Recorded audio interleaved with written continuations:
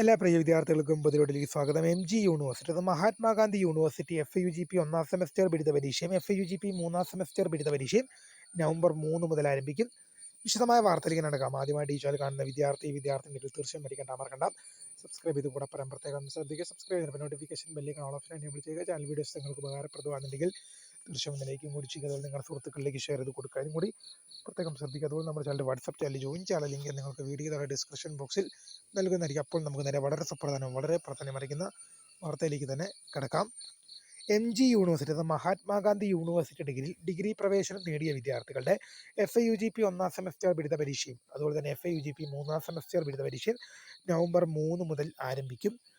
ഇതിന് പ്രധാനപ്പെട്ട പറയാൻ കാരണം സർവകലാശാലയിൽ നിന്നും ഒരു കൃത്യമായ നോട്ടിഫിക്കേഷൻ വന്നിട്ടില്ലെങ്കിൽ പോലും കഴിഞ്ഞ ദിവസം ഉന്നത വിദ്യാഭ്യാസ വകുപ്പ് മന്ത്രി ബിന്ദു കേരളത്തിലെ പ്രധാന സർവകലാശാലകളായ Kannur university, Kerala university, Calicut university, അതുപോലെ തന്നെ MG യൂണിവേഴ്സിറ്റികൾക്ക് കൃത്യമായ നിർദ്ദേശം കൊടുത്തിട്ടുണ്ട്. എന്ത് ചെയ്യണം?